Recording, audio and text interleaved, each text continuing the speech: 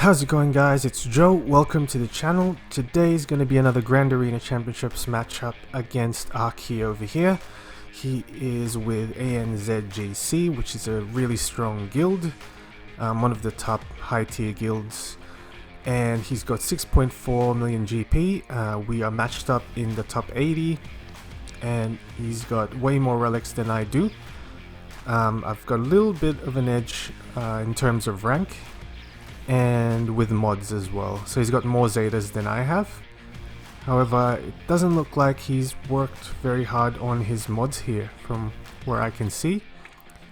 Other than that, 81 G13s there, as you can see on the screen. So it's going to be an interesting matchup here today, guys.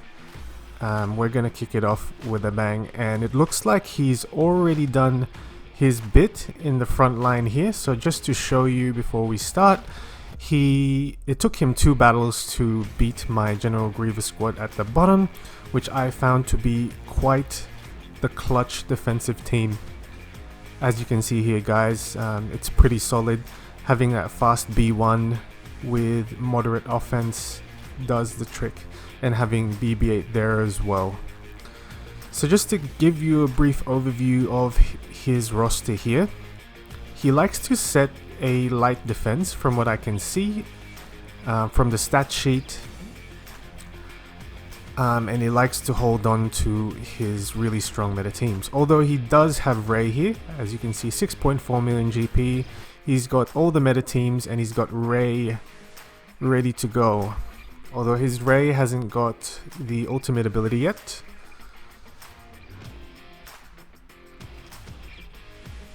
So let's kick this off.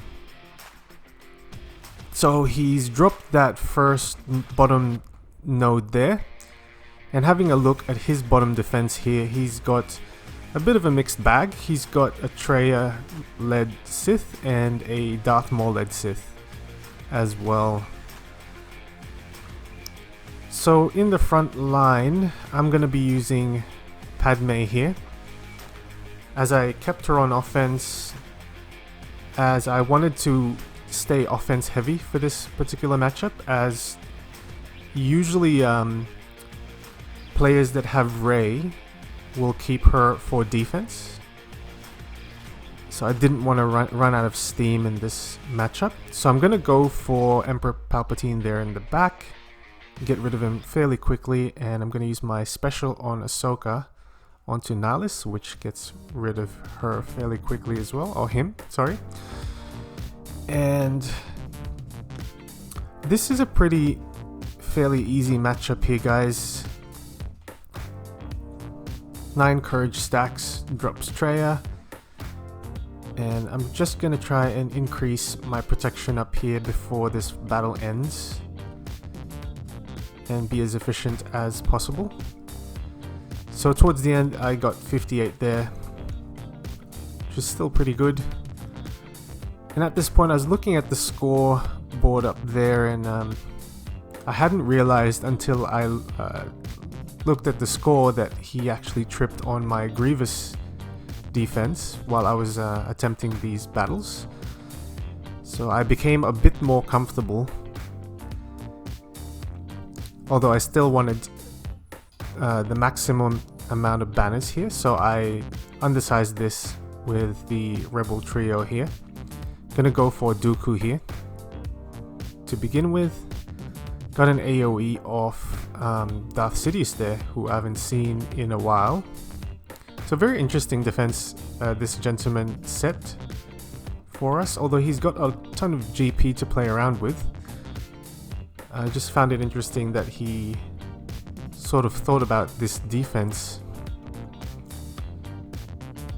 And that's a quick and easy 62 banners for our counter attacks. In the back line is, of course, you've got your Rey, and I'm a little bit surprised that he decided to mix it up and place Chewie here as well. And he's got Ewoks in the bottom. So I do have a decent counter for Rey, although I did set my Sith Empire squad on defense. and there's nothing too menacing in the top line. So I was a little bit tempted to try my Supreme Leader Kylo Ren and Wat Tambor duo. However, I didn't want to risk it, as there is a Chewbacca there in the opposite team.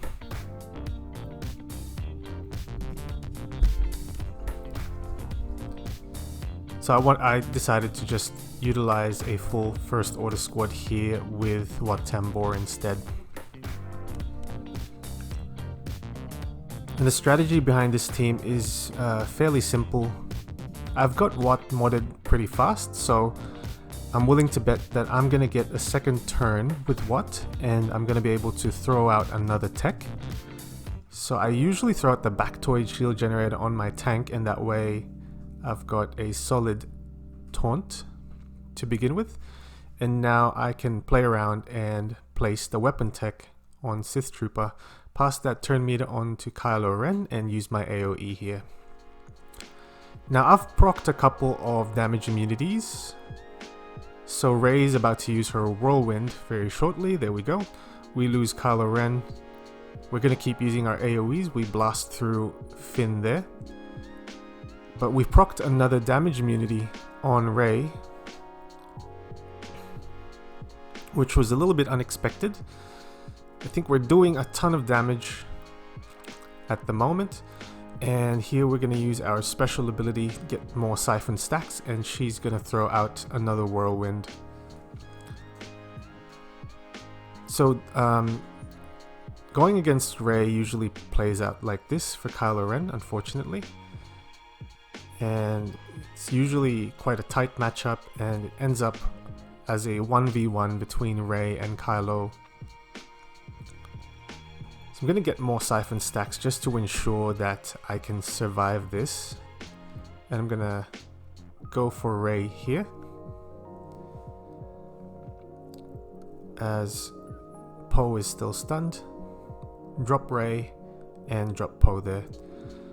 And the annoying thing about it is you're going to lose banners. There are counters out there, but I feel that they're quite unfair. Like, if I could have used the gas and Wat Tambor counter, but I find that to be a little unfair, as you can get optimal banners with it, but it's I don't believe it's an intended interaction between gas and Wat Tambor. So I just used a solo gas on this Ewok squad. Pretty straightforward GAC here, guys. I was looking at my opponent's score here and checking out his maximum amount of banners that he's about to get, and I was quite sure that I had already won this at this point. So let's talk a little bit about the Mandalorian content that's coming out, guys. I'm pretty excited. I mean, I was quite excited about Galactic Legends, but I gotta say this new content is much more exciting, as I wasn't a huge fan of the films. I enjoyed them, and I had probably watched them 3 times, and they were still really good. However, not as good as The Mandalorian. So I'm pretty excited to get my Bounty Hunter squad going. And hopefully we get a full squad of Mandos. Although at the moment it's looking like we've got Greef, Karga, Cara Dune, and the Mandalorian himself to play around with. See, even if CG actually release events similar to this, it still makes the game so much more fun rather than waiting 4 months for your Galactic Legend to come out, I find. In the background here, guys, I'm going against the Phoenix squad, which is fairly straightforward, and the idea here is try and get shock on all the opposing characters here and get the turn meter train rolling for 62 banners. So that's pretty straightforward. And going back to the Mandalorian, guys, it's looking at his kit at the moment, he has an Annihilate just like Nihilus, and that's pretty exciting for the bounty hunters. That means a lot of things for GAC as well, as the bounty hunter team is kind of hovering around B grade at the moment, where they can sort of beat Night Sisters if you have good relics on them. They can beat a bunch of other teams. However, having that Annihilate on the Mandalorian will probably make this team so much more viable, guys. And it's exciting to see that CG have finally decided to listen to us and give us some content that we actually want. Although I can't say that I didn't enjoy Galactic Legends, because I'm currently enjoying playing Supremely the Kylo Ren in GAC and being able to strategize a bit further. So that's going to be further increased by having the Mandalorian on your lineup as well. So all three of them are coming out as marquee packs starting tomorrow, I believe. So we're going to get Cara Dune to start off with, and then Grief Karga, and later on will be Mando. So out of the three, I believe Mando is probably the most viable in terms of usability in different areas. I don't think there'll be an A grade team out of this particular event. However, there's gonna be a lot more content coming out that might make this team much more viable than it is now, and that's exciting for GAC, as if you guys have prioritized your bounty hunters, you're gonna finally have a solid use for them, and who knows, they may even beat a couple of meta teams here and there. I can see a solid bounty hunter team beating Sith Empire or First Order. Questionable whether they can beat the new meta teams, which are, you know, Supreme Leader Kylo Ren and Rey. Probably not, highly unlikely. But time will tell, and we'll be able to explore that very shortly. So over here we've got Shakti clones against the Old Republic squad, which is another straightforward battle. I decided to use Gas Solo before, so now I have a use for my Shakti-led clones team. And this team gets you the banners back, which is really amazing.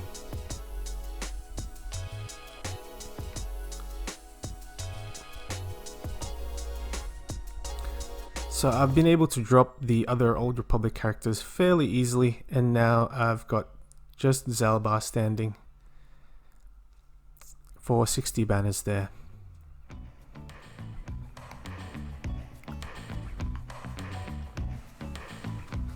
And he's got a finalizer on defense here, which I don't come across very often. Although I believe it's still a very straightforward battle here, as long as you can get past the initial taunts. And I decided to undersize this as well.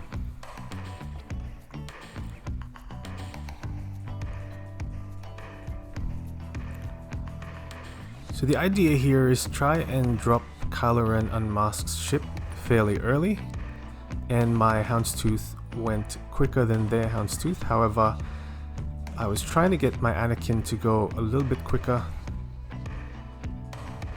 I was able to dispel that taunt there, which is always a good thing. But the other thing is, you've still got to drop Houndstooth early, otherwise you're gonna risk getting him turn meter increase. So now I'm gonna throw out Plo Koon, get my turn meter moving as well. And Kylo Ren is under stealth at the moment, so I'm gonna try and just drop this Houndstooth after this taunt has expired. And we're still pretty healthy in terms of health and protection here, which is great.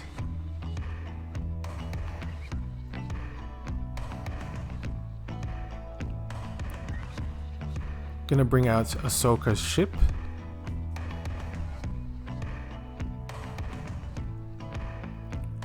And we're gonna drop Houndstooth there fairly easily. Use my basic. And I lost a lot of protection there on Ahsoka. And she's not getting a turn very soon. So I just decided to use my AoE here. And 67 banners is pretty solid, so I'll take that. And I'm quite happy with that result. Looks like my opponent has stopped attacking as well. He's holding on and deciding what to go for next. And 1930, that's a really solid score, guys. I'm pretty happy with that. This was a pretty straightforward Grand Arena, and I'm really looking forward to that Mandalorian content. And the good thing about it as well, guys, is that if you've decided to go for Galactic Legends and don't have your resources, they're marquees, so eventually they'll be free to play, which is always a good thing for everyone. And as always, guys, please like and subscribe.